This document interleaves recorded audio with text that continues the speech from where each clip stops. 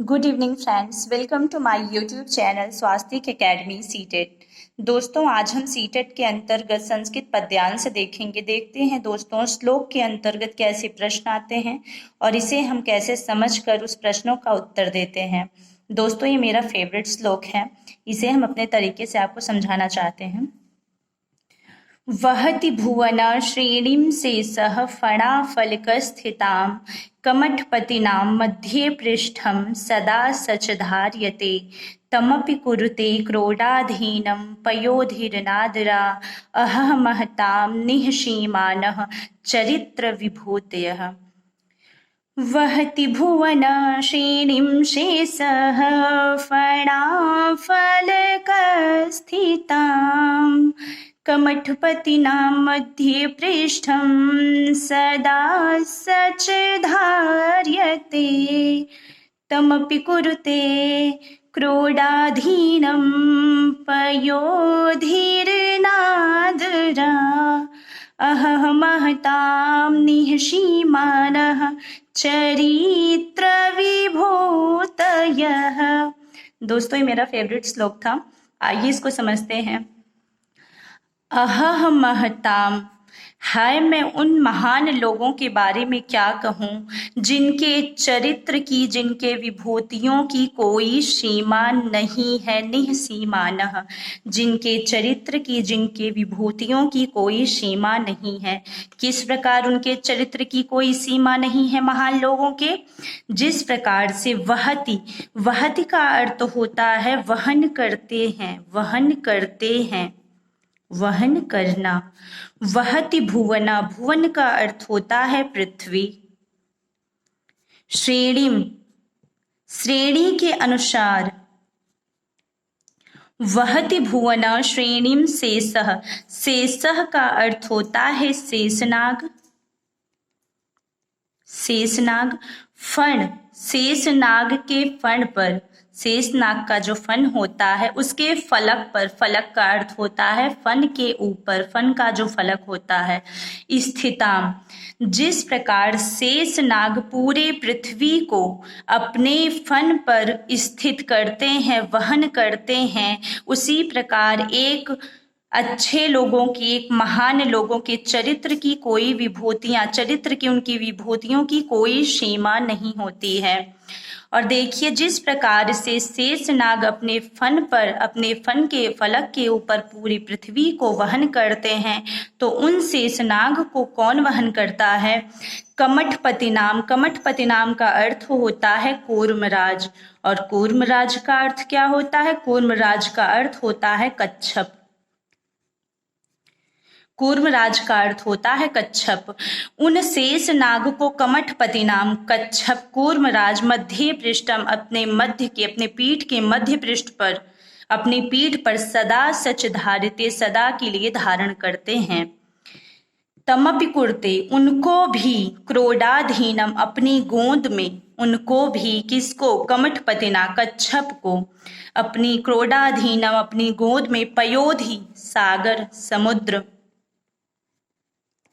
उन कच्छप को भी समुद्र अपनी गोद में स्थान देते हैं। उसी प्रकार एक महान लोगों के चरित्र की, उनकी विभूतियों की कोई सीमा नहीं होती है। देखिए दोस्तों, शेषनाग अपने फन के फलक के ऊपर पूरी पृथ्वी का वहन करते हैं और उन शेषनाग को कमठपतिना, कच्छप, अपने मध्य के पृष्ठ में हमेशा के लिए धारण करते हैं। और उन कमठपतिना, उन कच्छप को क्रोडाधीनम, अपनी गोद में समुद्र हमेशा के लिए स्थान देते हैं। उसी प्रकार से अच्छे लोगों की, जिनका चरित्र, जिनकी विभूतियां दूर दूर तक फैली हुई हैं, जो अच्छे हैं, उनकी महानता की, उनके बड़प्पन की कोई भी सीमा नहीं होती है। आइए इससे रिलेटेड प्रश्न देखते हैं, कैसे प्रश्न पूछ सकता है। शेषनाग पृथ्वी को उठाते हैं, अभी मैंने आपको समझाया था। ऑप्शन ए है अपने फनों पर, ऑप्शन बी है अपनी पीठ पर, ऑप्शन सी है पैरों पर, ऑप्शन डी है अपने हाथों पर। तो शेषनाग अपने फन के फलक पर, अपने फनों पर पृथ्वी को उठाते हैं। Option A. प्रश्न 2 है कच्छप अर्थात कच्छप शेष नाग को किस पर धारण किए हुए हैं? अपने दांतों पर, अपने हाथों पर, अपनी पीठ पर, अपने पैरों पे।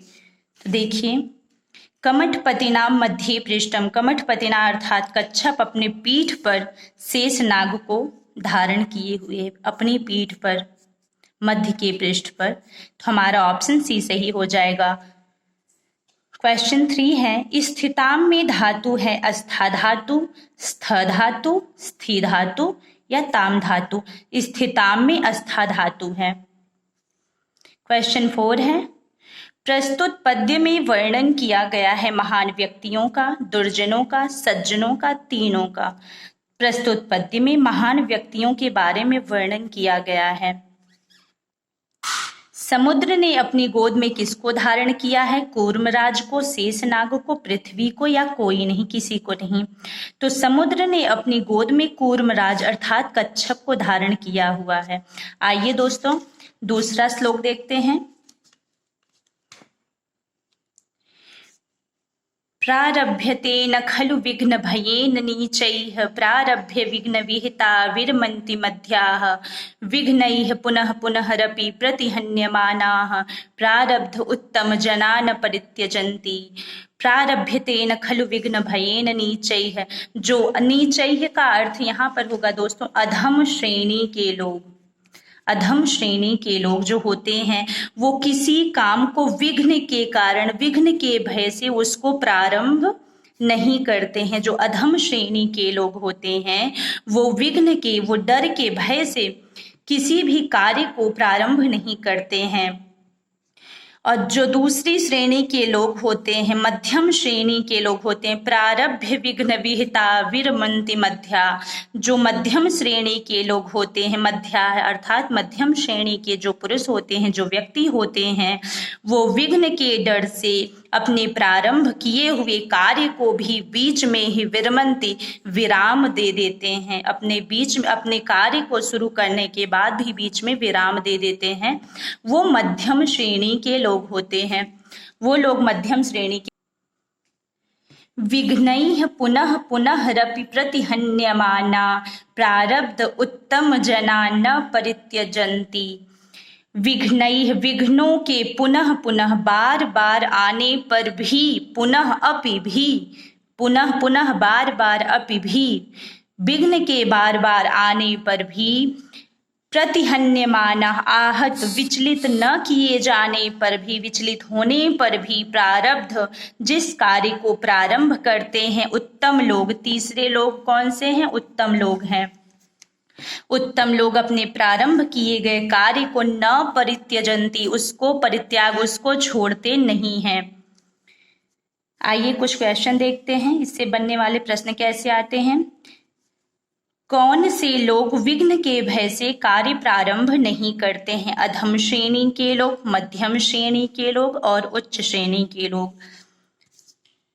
प्रारभ्यते न खलु विघ्न भयेन नीचैः, जो अधम श्रेणी के लोग होते हैं वो किसी भी कार्य की शुरुआत डर की वजह से नहीं करते हैं कि हम उत्तीर्ण होंगे कि नहीं, हम ये कर पाएंगे कि नहीं। वो अधम श्रेणी के लोग होते हैं। प्रश्न दूसरा है, किस श्रेणी के लोग अपने कार्य को नहीं त्यागते हैं? ऑप्शन ए अधम श्रेणी के लोग, मध्यम श्रेणी के लोग या उच्च श्रेणी के लोग। आपने देखा प्रारब्ध उत्तम जना न परित्यजन्ति, जो उत्तम लोग होते हैं अपने कार्य को नहीं त्यागते हैं। तो यहाँ पे ऑप्शन सी सही होगा, उच्च श्रेणी के लोग अपने कार्य को नहीं त्यागते हैं। क्वेश्चन 3 है, किस श्रेणी के लोग अपने कार्य को बीच में ही छोड़ देते हैं? मध्यम श्रेणी के लोग, उत्तम श्रेणी के लोग, अधम श्रेणी के लोग। दोस्तों जो मध्यम श्रेणी के लोग रहते हैं वो डर की वजह से, किसी को दुनिया का डर होता है, किसी को खुद से डर होता है, किसी को लोगों के बोलने का डर होता है, इस प्रकार के लोग जो होते हैं अपने कार्य को शुरू तो करते हैं लोगों के डर से, लेकिन बीच में ही छोड़ देते हैं क्योंकि वो कर नहीं पाते हैं। प्रश्न 4 देखते हैं, इस पद्यांश में मनुष्य की कितनी श्रेणियां बताई गई हैं? मैंने आपको इस श्लोक में बताया था, एक अधम श्रेणी के लोग, दूसरा है मध्यम श्रेणी के लोग और तीसरा है उत्तम श्रेणी के लोग। तो ए है 4, गलत है। 3, 5, 6, 3 श्रेणी के लोग बताए गए हैं, अधम, उत्तम और मध्यम श्रेणी के लोग। दोस्तों, अगर आपको ये वीडियो अच्छा लगे तो प्लीज़ लाइक करिए। Thank you so much.